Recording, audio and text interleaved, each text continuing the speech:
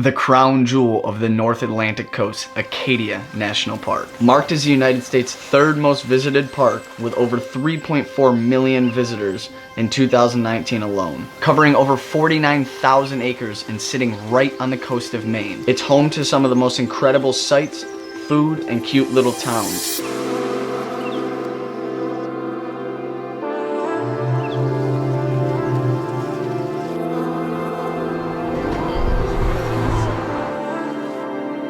When visiting Acadia and Bar Harbor, there are some places you can't afford to miss to make sure you really capture the full experience when in this part of Maine. So let's jump into the full guide on Acadia National Park and Bar Harbor. Park Loop Road. You can choose any of the 4 entrances and they will all bring you to Park Loop Road. Like many parks in the US, Acadia has multiple entrances. With a distance of 27 miles, this one-way road leads you around the park past all the top attractions and viewpoints. It's impossible to miss on this beautiful trip around Acadia National Park. We have made it to Acadia National Park. Now we went in the Sand Beach entrance. Now once you get in, you have to register your vehicle or pay for the day pass or the National Parks Pass. And then you take the one-way road all the way around the park and hit the different attractions. Now the actual loop itself takes around 3 hours. It's super scenic, very beautiful. There's tons of like low-hanging bridges. All of the colors from the fall are here. So we definitely are gonna taking our time going around to each stop. Now the actual park pass is $30, and if you keep the receipt, it lasts 7 days. The National Park Pass itself for all the national parks in the US is only 50 bucks. But because we have a disabled veteran, we actually have access to all the national parks in the US for free, fortunate enough. But if you do plan on going to multiple parks for an extra 20 bucks, I would highly suggest picking up the Parks Pass because they can be quite expensive. $30 here, $50 here, $50 there. So it adds up quite quickly. So if you do plan on hitting multiple parks, even within a year, make sure you pick up the Park Pass and you could save yourself a lot of money. Gorham Trail. This is one of the most popular and forgiving hikes in Acadia National Park. It's a great spot to give you an overview of the coast and take your dog and family for a nice, easy hike. 525 foot to the summit, and this hike is great for everyone. Whew. Not too bad, we're almost there. But if you hike any trails in state parks, or most parks in general, they will have markers. Some of them come as like little circle pins on trees in different colors marking the trail. Or on this trail in specific, they have blue markers, like blue paint, marked on the rocks.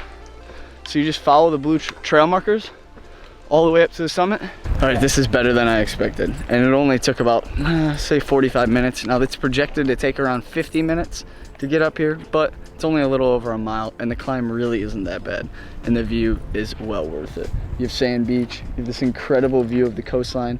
But what makes this even more special right now is you actually have the clouds and the fog rolling over the top of the islands and the tip of the peninsula here on the island. And it just looks beautiful. Thunder Hole, located directly across the street. If you can time your hike perfectly, you can leave the hike at Gorham Trail and head right to Thunder Hole for mid-tide. So because Chris didn't do the research on Thunder Hole, we're here at the wrong time. Normally you're supposed to come here during high tide or medium tide, and that's not right now. Good thing we have a couple days here. So you just basically have the tide coming in. So the higher the tide, the more wave that's coming in. So you have the tide coming in from the ocean through this tunnel, and it smashes into the rock, creating a giant thunder sound, and most of the time a huge splash, taller than these rocks. Precipice Trail. Now this is one of the most thrilling, intense, and crazy hikes in Acadia National Park, especially if you're scared of heights. It is quite difficult. You can't bring animals, so make sure you're prepared with water, some snacks, and incredible hiking boots because it could get a little wild up there. So this trail actually isn't open all year. It's closed for around, I think, 5 to 6 months a year due to the falcons. They have these large falcons that lay their nests and make their nests on the rock faces up here. So the park just protects them and closes it down. So we're fortunate enough that we are able we are able to climb today. This short hike features a steep climb, numerous climbing metal rings and ladders, and short walks along very narrow ledges. To do this hike, you need to have a good head for heights. Champlain Summit is actually the shortest route all the way to the top, and you can take the orange and black path, which takes the long route. The other hikers that we saw on the trail are actually taking the long hike, but we will take that on the way back, so we can go down about a little over a half a mile to the car. But this is the shortest route. It's nice because this whole time that we're out traveling and everything, I'm actually saving points to go on this trip to Serbia with Sorfare. So basically it's like having a Netflix account for travel. You just pay a monthly fee and you can build up these points, and then you can choose your flight whenever you get the amount of points. And if you don't have the right amount of points for that flight that you specifically want to go on to, you can always charge your card and pay for that flight, so you can take it at any time. So Sorfare recently collaborated with Changeable, and every charge you make, they round it up to the nearest dollar. It's basically like frequent flyer miles on steroids. So all of the charges go directly to your account, and then you can book your flight. So as we're climbing, I actually do have service up here for my cell phone. So if you did need help, or unless you have a bad influence of a friend like me that is convincing you to buy a ticket to Serbia while you're rock climbing the side of a mountain, just check Sorfare. It seems like they're working with more airlines now, because they do have tickets for up to 85% off, and they're cheaper than actually buying on Skyscanner. So they're cheaper than the top 3 booking sites. Seriously, we're both about to head to Serbia for like less than $400. So whether you're looking to save up for the upcoming trip in 2021, or you're looking to take a trip right now, you can head down to the description box below, and you can use code DIVERT30 for 30% off your first purchase. Woo! Oh, it is getting more and more intense, and it is just pouring rain now. Woo!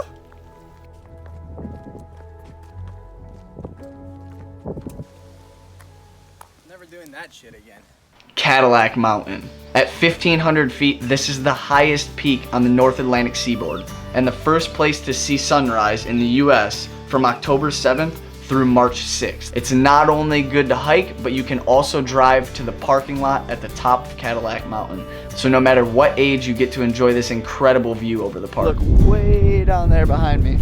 That is Bar Harbor, and this view is insane. The clouds are rolling over it, it's beautiful. Bass Harbor Headlight. Located on the southwest side of Mount Desert Island, the Bass Harbor Lighthouse was built of brick in 1858 on a stone foundation. It stands only 56 feet above the water and is accessible by car. I suggest getting here early because the parking lot is super small and fills up really quick, and we ended up waiting in line for about 45 minutes just to get a parking spot. So we did actually make it to the lighthouse. It is super foggy and moody. Unfortunately, there is a line waiting to park because there's only about 20 parking spots here. But once you wait in line, you get your parking spot. It's completely free to get in, and it's only open from 9 a.m. to sunset.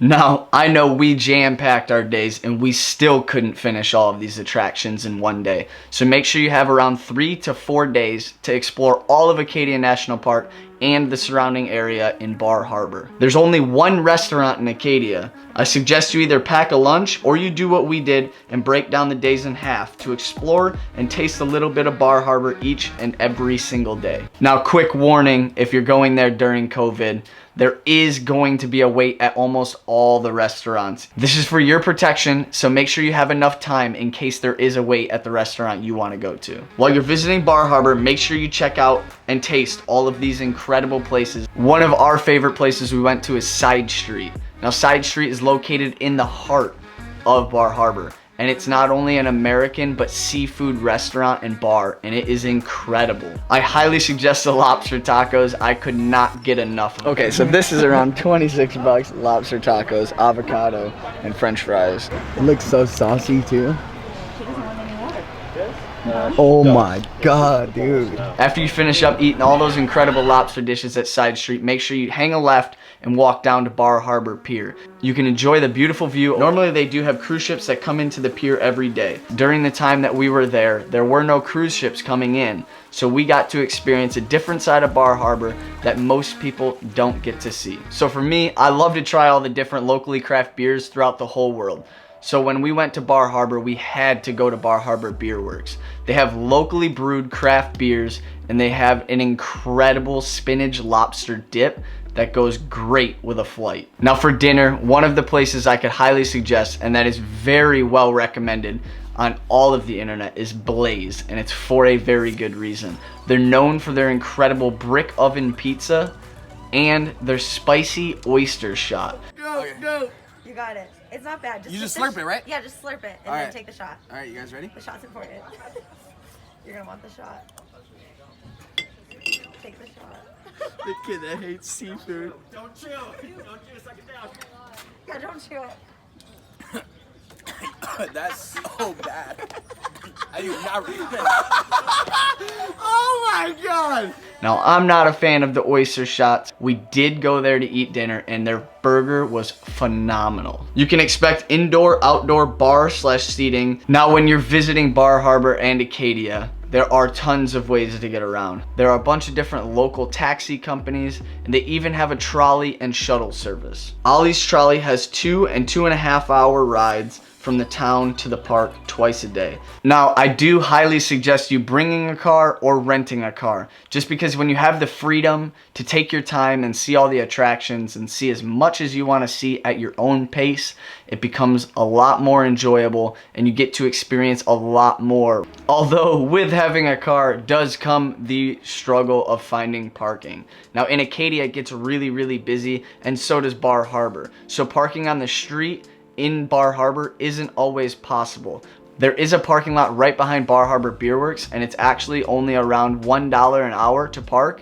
Now accommodations. On our trip, we stayed Bar Harbor Campground, which was incredible. The Wi-Fi at Bar Harbor Campground was about 10 times better than any of the Wi-Fi in the cafes that were in Bar Harbor town. So if you're interested, you can camp there with a camper, you can camp there with a tent, and it's only around $40 to $45 a night, depending on what site you get and what amenities you need. But it does offer showers, it does offer laundry, electric, Wi-Fi, all throughout the entire camp. If you're not going to be camping and you want to stay a little bit closer to Bar Harbor, as you drive into the town of Bar Harbor, there are tons of hotels, tons of resorts, and tons of motels. So depending on your budget, there are a lot of options for you.